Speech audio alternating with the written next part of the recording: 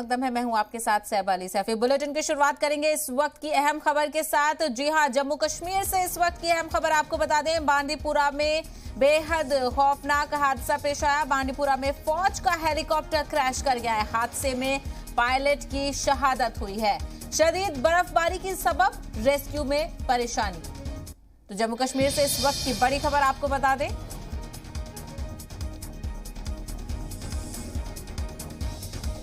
तो मजीद तफसील हासिल करेंगे। हमारे नुमाइंदे शहजाद भट्ट इस वक्त हमारे साथ जुड़ गए हैं। शहजाद, क्या कुछ इस वक्त परेशानी आ रही है रेस्क्यू में? जी साहब, आपको बता दूं कि ये जो हेलीकॉप्टर आर्मी का है, चीता हेलीकॉप्टर बताया जा रहा है, जो कि ब्रावर से उड़ान भरी थी उसने, जो कि गुजरान इलाके में त्रियल का इलाका है गुरेज में। वहाँ पे एक बीएसएफ जवान की रेस्क्यू करने की, जो कि बीमार था, कि उसको रेस्क्यू करने के लिए गया था। तो रास्ते में ही जब वो गुजरान पहुंचा तो वहाँ पे एक हेलीकॉप्टर क्रैश कर गया और इसमें एक पायलट और को पायलट सवार थे।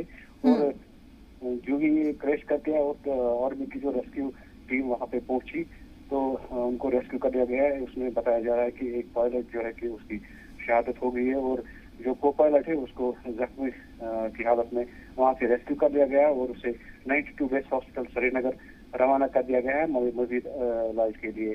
जी साहब। वहीं शहजाद, ये बताइएगा क्या जानकारी मिल रही है, कितने लोग इस पायलट में मौजूद, इस हेलीकॉप्टर में मौजूद थे?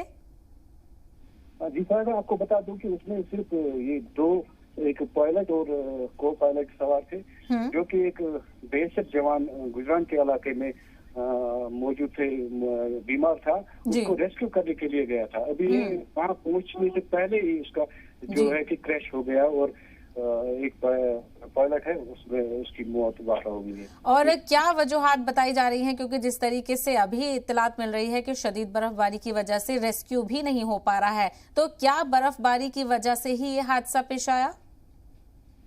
साहब, अभी तक जो कि